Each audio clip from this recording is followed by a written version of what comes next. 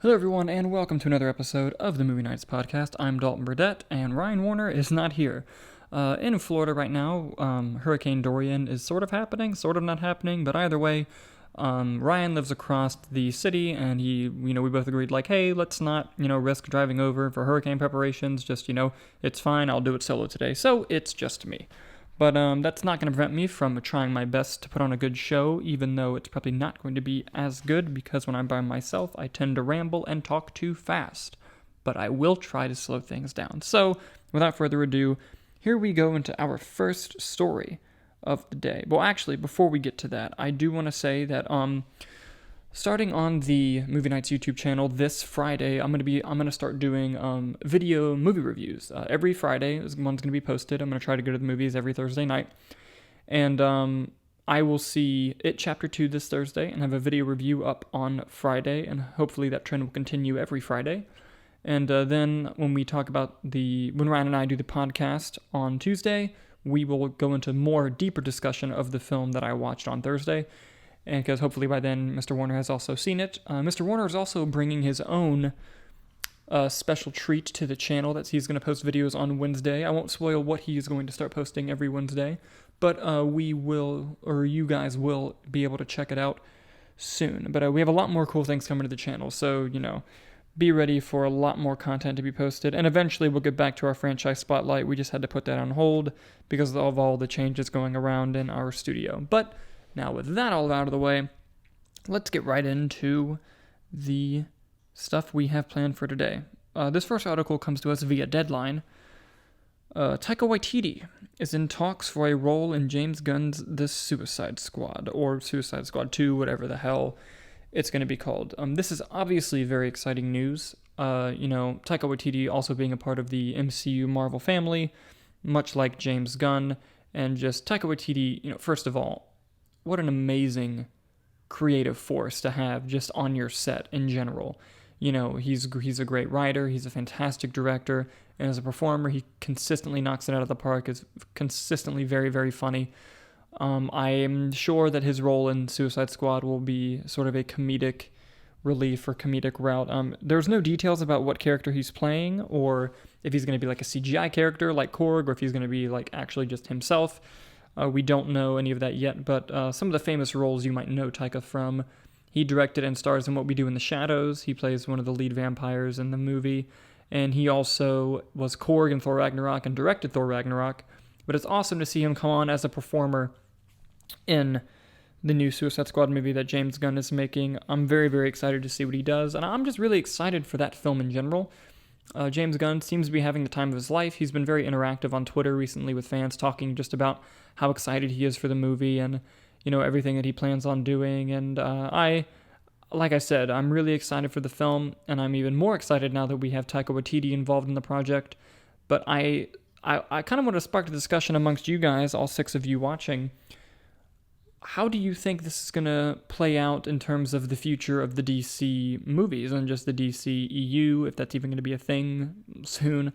But basically, what do you guys think this could lead to? Because I'm thinking that Taika, by being an actor in this movie, is also going to make friends over at Warner Brothers, and that potentially we could see Taika Waititi direct a DC film, or even see some DC directors come and direct some Marvel films. Because if you want to count Joss Whedon on Justice League, this is the second time an MCU director is going to be helming a DC project, although it's the first time James Gunn is fully doing it by himself and making it big.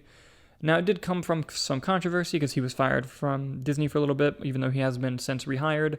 I think this could open up potentially great doors to see, directors like Taika Waititi come over and direct a DC movie, and then you could even get people like maybe Jon Favreau, who's working with Taika on The Mandalorian, or say the Russo brothers or anything, or even, flip it. Maybe Patty Jenkins goes and finally gets to direct a Marvel movie because she was fired from Thor 2, or, cross our fingers and hope that the Lord himself, Zack Snyder, can go and direct a Marvel movie. I want to see more interaction. I want to see, the dumb fanboys who think that they're constantly pitted against each other, Marvel and DC, that is.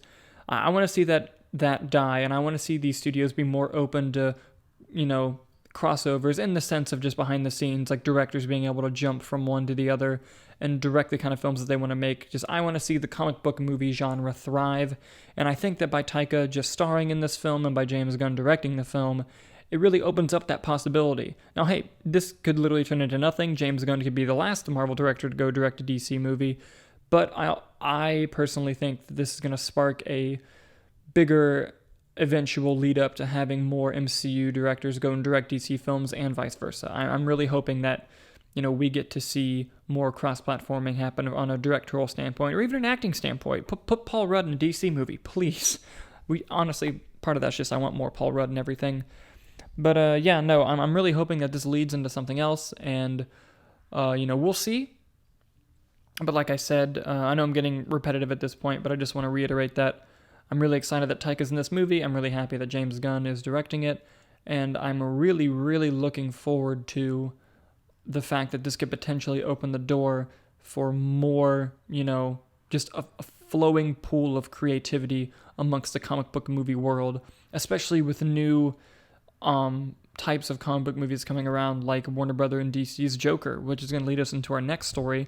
I'm sure that you've heard the news by now. Joker has had its premiere at the Venice Film Festival, and my God, it has been getting mostly just glowing reviews, but not just like, oh, this movie's really good. It's been getting masterpiece, 10 out of 10, 5 out of 5s from many, many different sources, both Variety, Hollywood Reporter, IGN.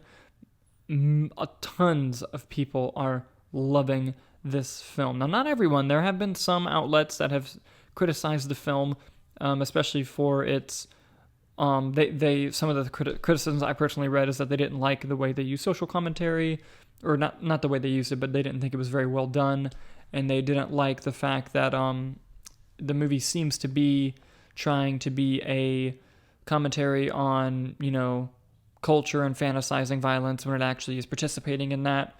But, we're going to have to wait and see the movie for ourselves to make that assumption and to see, what people are saying and if it has any value. But for the most part, it's been getting glowing, phenomenal reviews, and no surprise, but many of these reviews are giving credit to Joaquin Phoenix and apparently a masterful and Oscar-worthy performance. I even saw one review that said, you might as well start sketching his name in the trophy now. So that's really exciting to see. Obviously, like I said, we're not going to be able to know until we see the film for ourselves. It releases October 4th.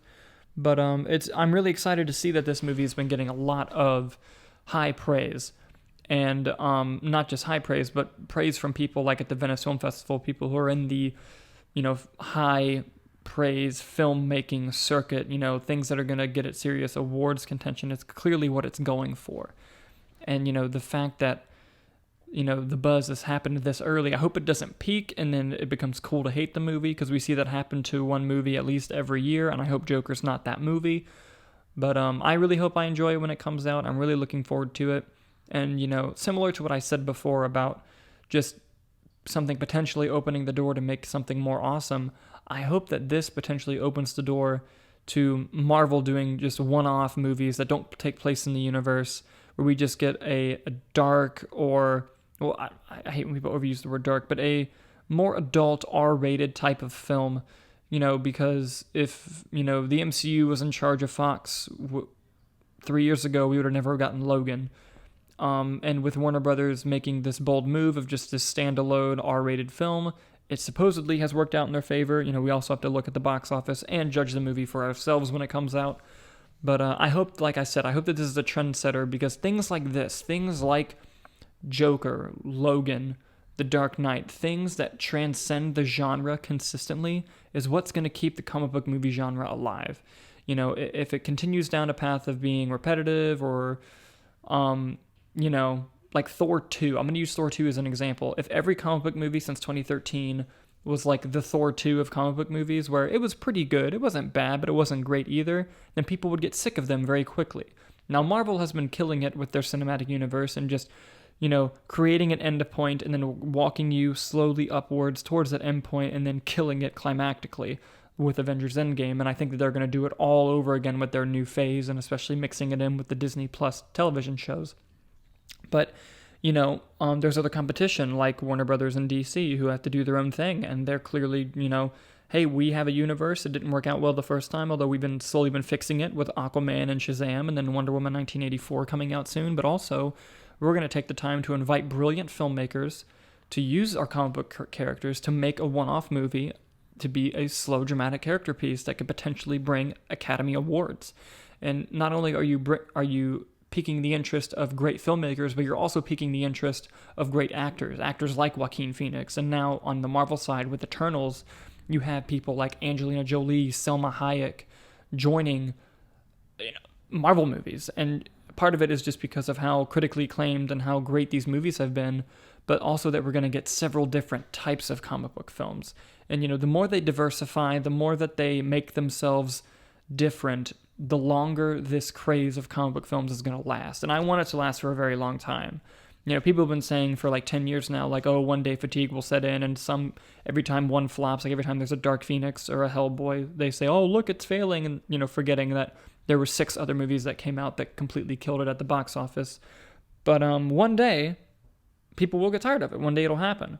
But I think that day comes when they start to get stale, repetitive, and not be very good movies. Because I think more than anything, audiences get sick of good movies, or get sick of bad movies than a certain type of genre.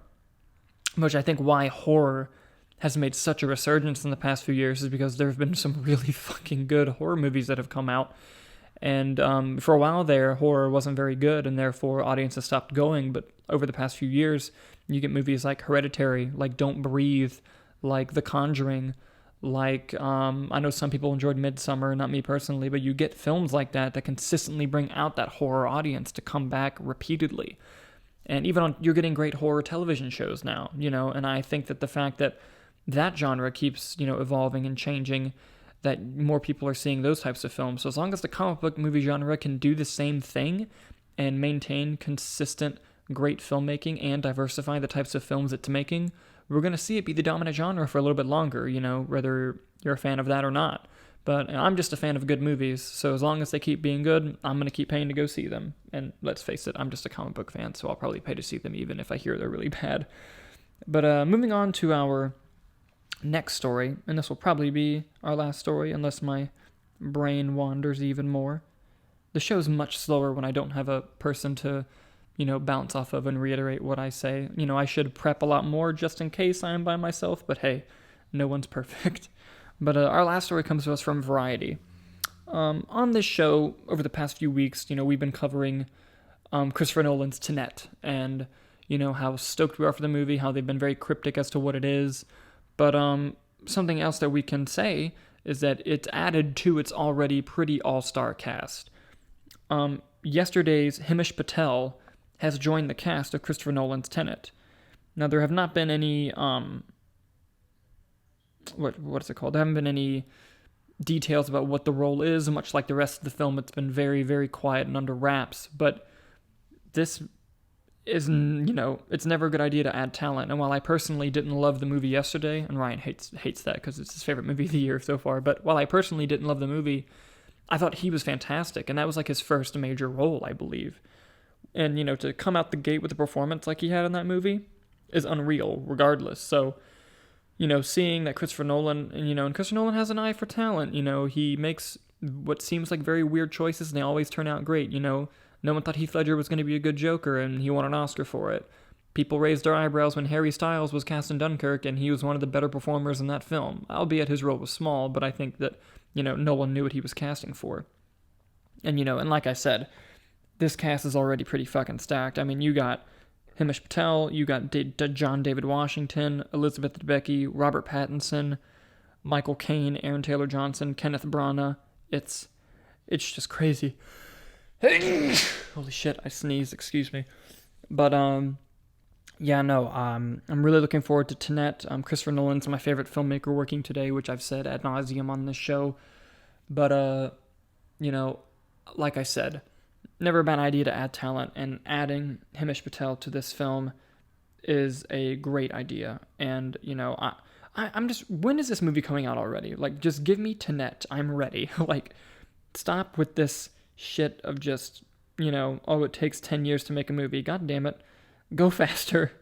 I mean, obviously I'm saying that. I'm joking. But, I really love films, and it's, the hype train, you ride the hype train for years until you finally get to see it. And I'm going to go ahead and scroll through some brand new news topics now to see if there's anything interesting that we can pull up. And oh, wow.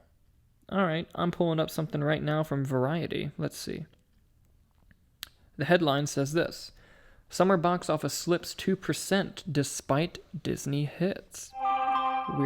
There's my phone going off. How unprofessional of you, Dalton, Jesus. Let's see. Apparently between May and August, 4.32 billion in ticket sales in North America marks a 2% decline from last year's. Oh, it was just from May and August. I think that we're going to go up when the whole year's over. Yeah, it talks about how low the summer box office was in 2017 with 3.84 billion. I'd love to have that problem, to say that that's a low number. Jesus. But yeah, no, I still think that by the end of the year, it's going to be an improvement over last year just because the summer's 2% lower. I think it's just because August performed quite below expectations for everyone, and the fact that the way the films were spread out, a lot of people just kind of saved their money for Endgame, and then that was it for them. But I think with the use of movie subscription services like AMC's, Regal's, Cinemark's, that they've been really getting people to go out to the movies more, especially people who are avid movie fans. And it's just one of those things that it's a great time to be a movie fan. AMC A-List has certainly changed my life. I loved it. And it was all crazy how that started with MoviePass. Like, do you remember the headlines? Like, MoviePass changed its thing to $10 a month, and people were like, are you fucking serious? And then it turns out that it was a shady-ass company that was, like, kind of selling data and being horrific to customers, and they were trying to get a big subscription base just to try to hard-arm theaters into getting a piece of their concession sales. Then AMC was like, yeah, fuck you guys, here's our own, and then 1 million people have signed up for it since then. It's crazy. And then Regal, we knew Regal's was coming because they're owned by Cineworld, and they've been doing movie subscription plans in Europe for like 10 years. So they kind of, checked the market, calculated what's going to be the right call, and they signed up. And I don't remember the source, but there was a source inside Regal who said that the numbers that they had projected were doubled on the sign-up day. So that's nothing but a good sign for Regal. And Cinemark's plan, it's something. It's not nothing. Most movie tickets around the world, there are certain places where it's like $15, and if you sign up for Cinemark's, your tickets are only $8 or $9 for life. So that's not bad either. It's not as good as the other two, but I mean, technically it's not nothing. Although, if you ask me, I still think AMC's is the best. Second place being Regal, third being Cinemark. But still, I think this is the future. I think this is the way that ticket sales are going to go from now on. And, it's going to be a matter of time before, people working in the box office is irrelevant and everything's online or at kiosks anyway.